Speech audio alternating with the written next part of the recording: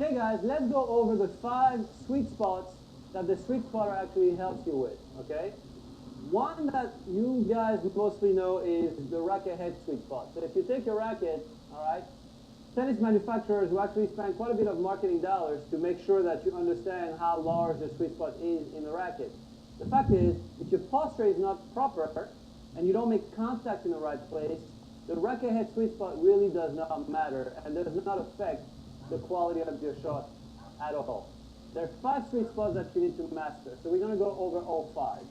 Sweet spot number 1 is the postural sweet spot, okay? And you guys probably know what I'm talking about. When you take a shot, a lot of you have the tendency to tilt, okay? So you'll see a lot of players actually bending down this way when they hit, or bending down that way when they hit. Some of them bend backward. Some of them actually pivot and go this way.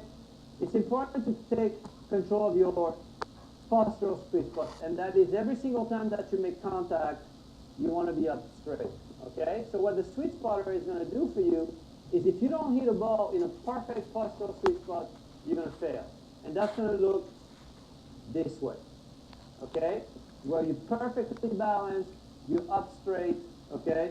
Your center of gravity is under control, everything is aligned, and you feel balanced, and you don't feel like you're going to tilt one way or the other. You basically look like what you look like when you walk, okay? That's number 1, postural sweet spot. Okay, the second sweet spot is actually the strike zone sweet spot, okay? All of you know that you're the most powerful at your hip and above, okay? Anything below takes a lot of bending power and is quite hard to control. So it's very important that you guys understand that you're going to be the most powerful and the most stable and the most efficient between your hip and your breast right here, okay? So very important again that as you work with the Sweet Spotter, that you make sure that you make contact over your hip every single time. Basically, the ideal zone is going to be right here, okay? That is your strike zone sweet spot, number 2. The third one, which is equally as important as the other 2, is the point of contact sweet spot, okay? And that has to do with where you make contact with the ball, all right? It's kind of the equivalent of the postural sweet spot, but for your racket and your arm, okay? Not so much the body, all right? So what you will notice is if you make contact too far in front, your Sweet Spotter will be at an angle and your ball will probably end up going to the left, okay?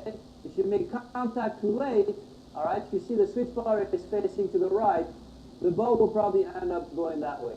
And I'm sure you guys have actually seen slow motion of, Federer's forehand or Djokovic's forehand, and any of the ATP Tour players, WTA players, in slow motion or still shots, and you will notice that the most powerful shots they hit are always right here. And you will see they actually frame it, this way, where everything is aligned, the point of contact is straight, you will see the wrist is slightly behind, okay? So again, the Sweet Spotter really helps you to hone in on your point of contact sweet spot. Number 4, obviously, is the one that you guys all know. It's the racket head sweet spot, okay? And it's basically an area that's mostly in the center of your racket, okay? We've made it quite easy for you, all right? We've actually designed the logo right here in the center of the Sweet Spotter, okay? So as you strike the ball with it, if you notice that, you have a lot of white deposit outside of this area, you're not yet honing in on your racket head sweet spot. So it's very important that you center it right here, okay? So your point of contact is going to happen again in the postural, all right, sweet zone, strike zone that is, okay? Perfect point of contact and racket head sweet spot is going to give you the perfect shot. That's number 4. Okay guys, last one, full swing, sweet track. Okay, it's very important that you understand that the most amount of power that you can put into a shot comes from the longest drive that you can generate with your racket. So it's very important that as you swing, that you actually finish all the way around your neck, okay?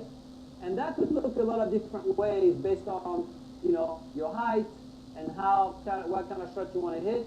But ultimately, what you want to do is 1 and 2, Okay, finish all the way up here. And if you take a backhand, all right, it's going to look exactly the same. You're going to start right here, and then you're going to finish all the way around. Okay? A lot of you actually finished right here, and that's not accurate. Okay? You want to make sure that you finish all the way around. Okay? If you put all these 5 together, you're going to have a perfect swing, and the sweet spot is going to deliver it.